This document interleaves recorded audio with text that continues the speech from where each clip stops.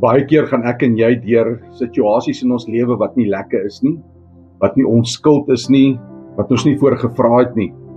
En dan het ons baie vrae teenoor Here en oor God se almag en wat is sy doel met ons lewens? Weet jy wat, 'n skrif uit die profete het net in my gees opgekom. Jesaja 64 vers 8 sê, maar nou, Here, U is ons Vader. Ons is die klei en U is ons vormeerder.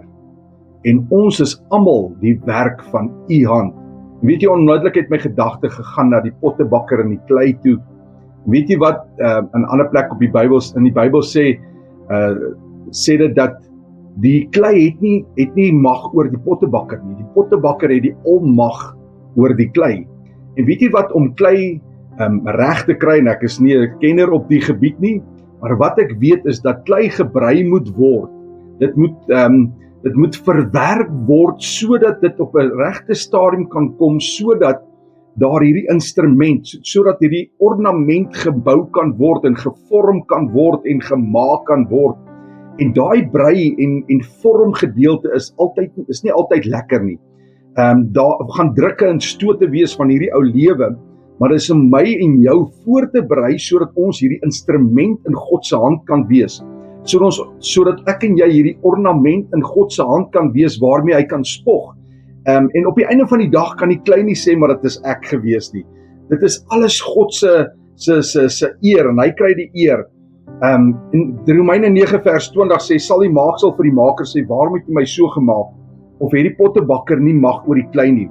En dan sê 2 Korintiërs 4 vers 7, maar ons het hierdie skat in erdekruike, sodat die uitnemendheid van die krag van God mag wees, en nie uit ons nie. En weet jy, baie keer, dan sit ons as klei onsself teen die maker, teen die vormeerder. Weet jy wat, en God gooi nie hierdie klei weg nie. Hy vorm hom net verder, en hy formeer hom, as hy nie tevrede is daarmee nie, dan brei hy maar net bietjie verder. En ek wil jou aanmoedig dat jy gaan toelaat, dat God jou gaan brei, dat God jou gaan formeer, sodat jy 'n instrument in sy hand kan wees. En hoe vinniger ek en jy gaan oorgee aan God, as die formeerder, as die een wat mag het oor my lewe, gaan die instrument en die ornament wat hy van my en jou wil maak, sodat hy sy gees binne in ons kan uitstort en sodat ons water kan hou en sy gees kan hou, hoe vinniger gaan ons by daai punt uitkom waar God met ons tevrede is.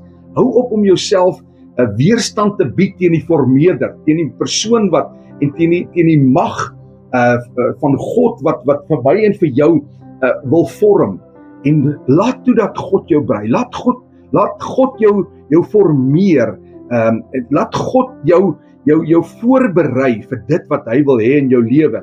En jy gaan sien hoe magtiglik God jou gaan gebruik deur sy hand.